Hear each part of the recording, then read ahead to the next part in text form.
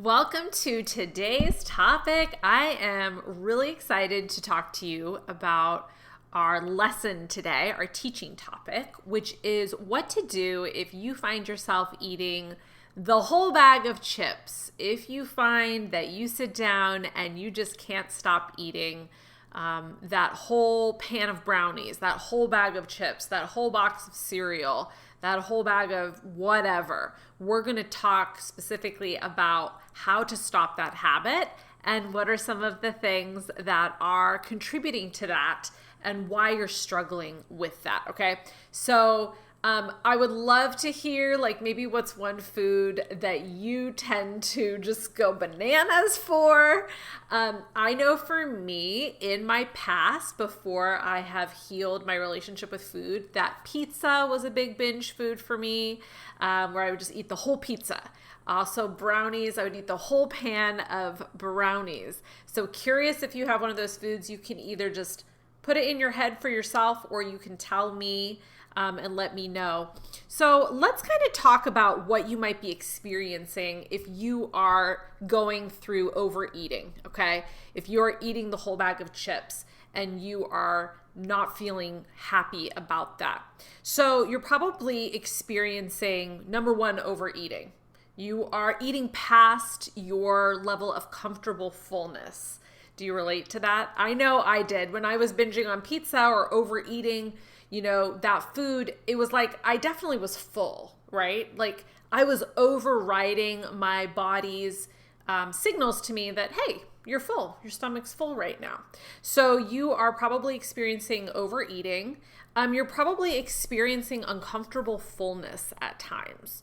When we eat so much food in one setting, our stomachs become distended and we can just feel rather uncomfortable. One way to kind of assess your hunger or your fullness is to ask yourself, is it a pleasant sensation? Is it neutral or is it unpleasant? So you're probably starting to experience unpleasant fullness as you have demolished the bag of chips in front of you. And I'm going to use bag of chips as the example, but obviously just insert whatever food for you tends to be one of those foods you feel out of control around. You're probably experiencing regret. I know, after I'd binge, I would just feel like, ugh, why did I do that? I would often feel disgust. So self-disgust, just upset with myself. I would also tend to feel sad. So I would feel a sense of despair or hopelessness. Why do I keep doing this? Can you relate? Why do I keep going to this food that I know I tend to binge on? And why do I continue to not have control around it? You also might be experiencing shame. So when we feel bad about doing something, we tend to feel guilt. But then shame is where we take the guilt that we feel and we make it mean something about our core self or our core worth. So you might be really judging your inner self, your core self for this behavior. You also might be experiencing isolation.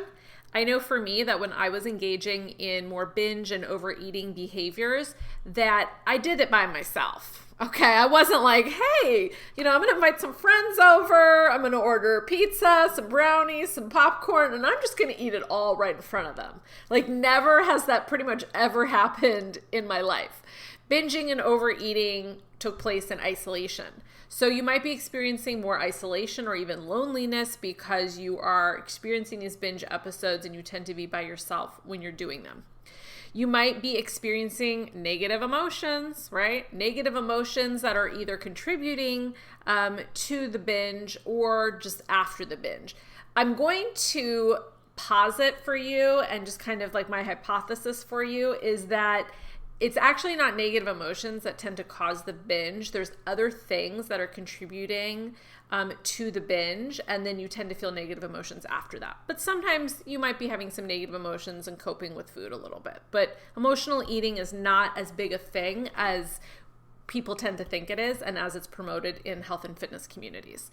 And then you're probably engaging in dieting behaviors. So if you are having loss of control eating foods, then you are probably then reverting to restriction certain days. I know I've seen this a lot in my experience as a weight loss coach where clients would tell me, yeah, I would just like overdo it, but then they have days where they really undereat, like 400 calories, 800 calories, 1,000 calories, where they just like go way under.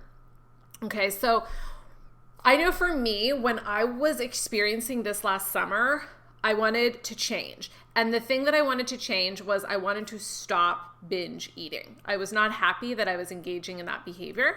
I think that's the first pain that a lot of us feel, right? We're just like, we do the binge, we overeat, we feel overly full, we feel disgusting, we feel regret, and we're like, I don't ever want to do this again.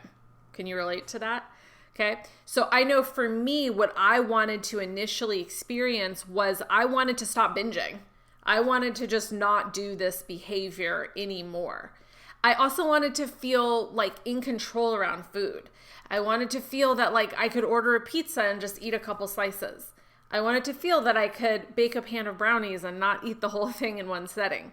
I wanted to feel like I could buy a box of Wheat Thins and not just like demolish these crackers like my life depended on it. I wanted to actually eat foods that I enjoyed, and they wanted to be able to eat them without anxiety.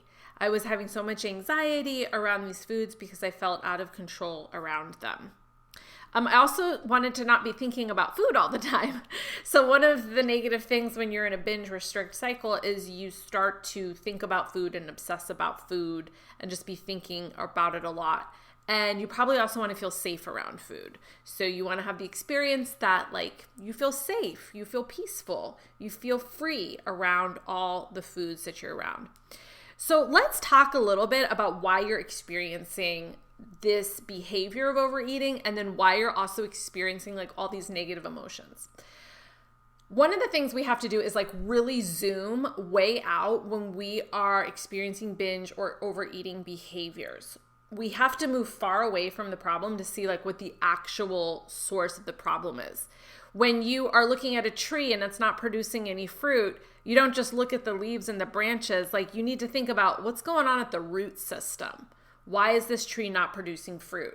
So I want you to think about like, we're going to do a root canal, okay? Like we're going to get to the root of the problem that's actually contributing to your overeating.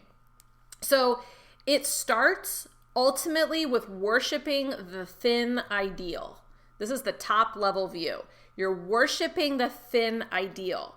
And it's not just you individually, it's the culture that we live in. So we live in a culture that worships the thin ideal. There might be subcultures within like the greater American culture or even the greater global culture that worship curvier women. But even those cultures tend to still have certain like parameters around thinness, or like it might be acceptable to have really curvy booty and boobs, but like society still wants you to have a tiny waist, like hashtag Kardashian look. All right. Which is very like manufactured with plastic surgery and like lots of assistance. So we're starting to see that even this perhaps like acceptance of like greater curves in society still comes with parameters around acceptable curves. Does that make sense to y'all? So one of the things that is really contributing to your binge and overeating is worshiping the thin ideal. Okay, so that's at the top. So what happens when we worship the thin ideal? Well, we compare that ideal to where we're currently at, and we make a judgment or assessment about how we measure up to that. Okay, do I meet that ideal? Do I not meet that ideal? What should I do? Should I change my body to reach that ideal? Is it possible for me to reach that ideal? Is this a goal worthy of pursuing? Should I devote my time and energy to pursuing this thin ideal? And we make a decision, sometimes conscious, sometimes not, that, okay, I'm going to start pursuing this thin ideal. I'm going to devote my time and energy to seeing if I can mold myself to this thin ideal. So then we start to think about, okay, well, how do I do this? Like, how do I mold my body into a thinner, smaller body?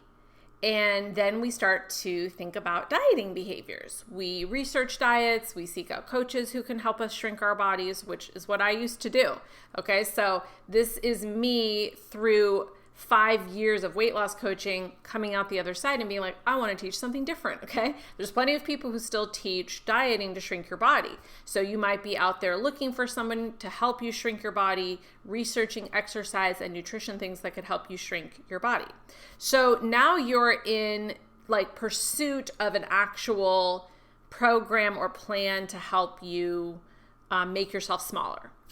And all of those programs, nutritionally, exercise-wise, all of them are going to involve some type of restriction or rules.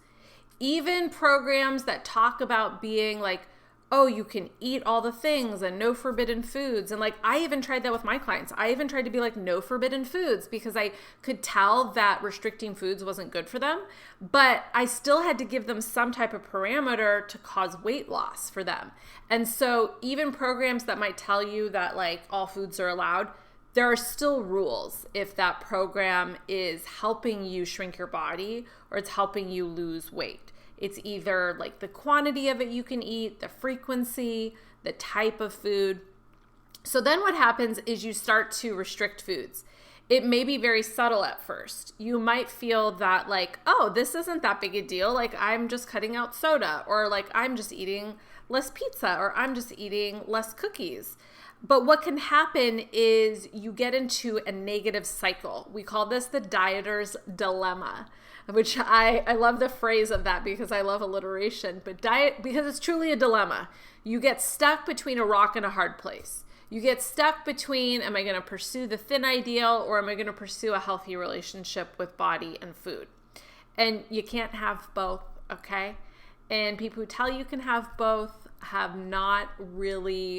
they're not really telling the truth about either themselves and what's going on for themselves inside or for their clients. Okay. So when you have this desire to be thin, then what it leads to is starting these dieting behaviors, these attempts to change your body and make it smaller. And then you start to experience deprivation and or cravings.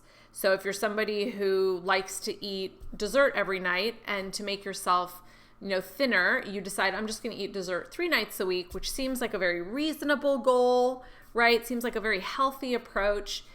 Now you are actually still depriving yourself of something that you may want. So through deprivation comes a feeling of cravings for things. It also can just create an inner rebellion when we feel that our autonomy is being threatened, when we feel that we are not the true agent in our life and doing the things that we want. We can just rebel against whatever rules are being put upon us.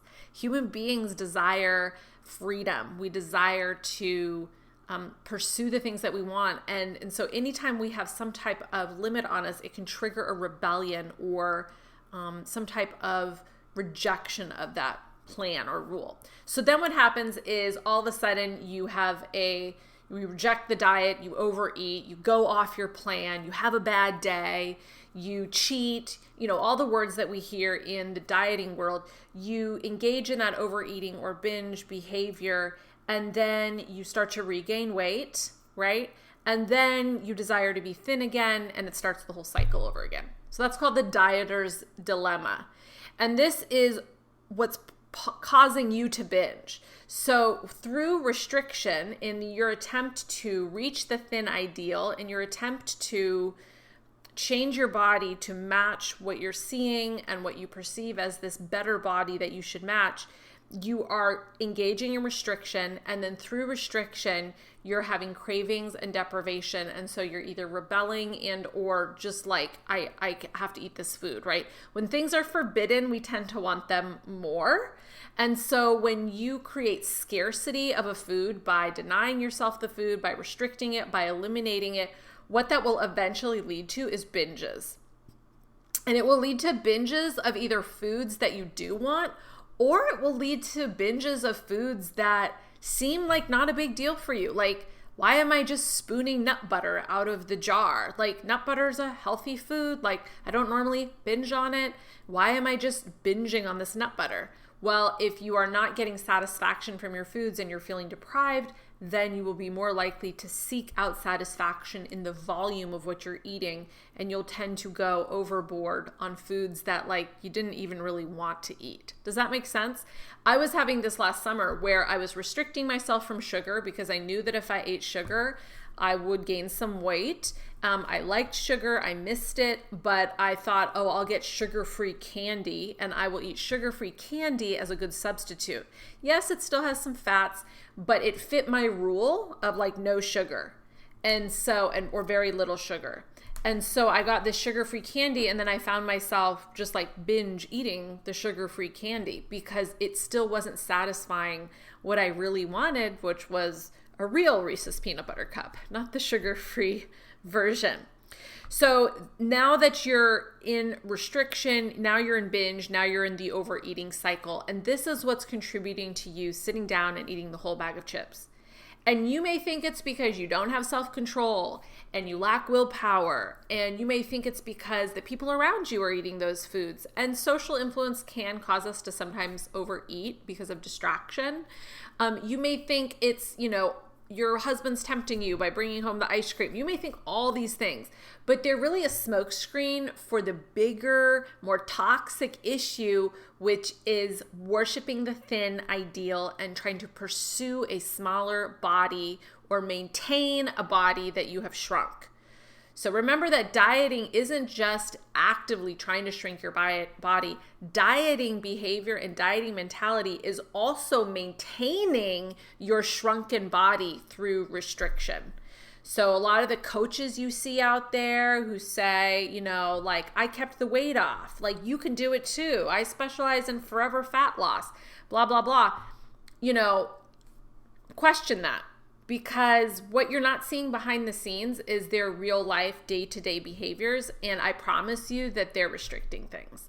They're either restricting the quality and the type of foods they're eating, or they're restricting the amount they're eating, and or they are over-exercising. They're doing a ton of movement weekly, daily. Okay, so that's really why you're experiencing this challenge. Now, how do you stop it? How do you break this habit? So that the thing that you need to do is you actually need to let go of the thin ideal. You need to reject the thin ideal. And I know this can be very confronting for people and not something that is easy to swallow or deal with. And I want you to understand that I completely know what you're going through if you're feeling that, because I actually struggled with this when I became an intuitive eater. I went through a period of time where I tried it and I gained weight and I was like, I hate intuitive eating. This doesn't work for me. I'm done with it. Screw it.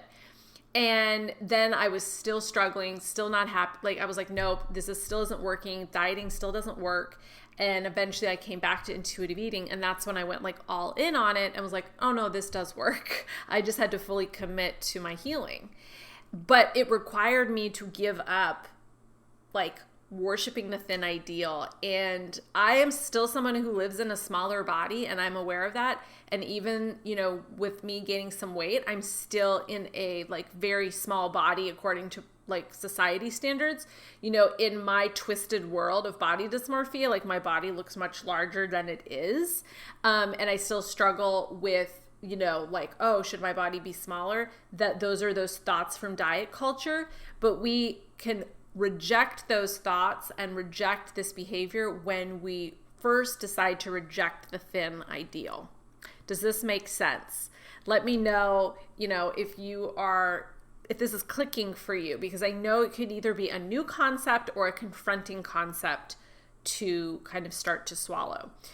No pun intended. So one of the things that you just need to do is you need to start allowing your forbidden foods. If you find that all you do is overeat the chips, you know what I want you to do? I want you to buy as many bags of chips as you need to have of this particular flavor, and I want you to keep it in your house. I want you to keep 5 bags of the Doritos, whatever you overdo, keep them in your house and give yourself permission to eat as many Doritos as you want. Okay? But you have to truly give yourself unconditional permission to eat the food in order for you to heal this issue. You cannot just give yourself partial freedom. And you will not be able to give yourself unconditional permission to eat until you have given up the thin ideal. You have to be willing to shelve that goal and shelve that desire in order to heal your relationship with food. So if you want to stop overeating the whole bag of chips, you actually need to allow yourself to eat the bag of chips. And there's a whole process called habituation where you do this with your forbidden foods, and it really creates a lot of freedom for you. And I will share more about that. I'm also going to be teaching how to do that in my new coaching program, which you can learn more about at the link in my bio. You can even drop your application. Applications are open for my new program. I'll be sharing more about it with you over the next couple weeks. But if you're just like an eager beaver and you're like, I want to learn more, I want to apply, I'm like already into this, Heather, then you can click the link in my Instagram bio to apply, and then I'll reach out and chat with you about next steps.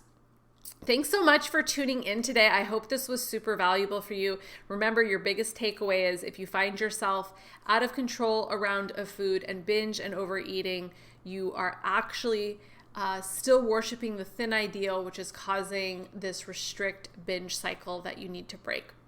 Thanks for tuning in, and I will talk to y'all soon.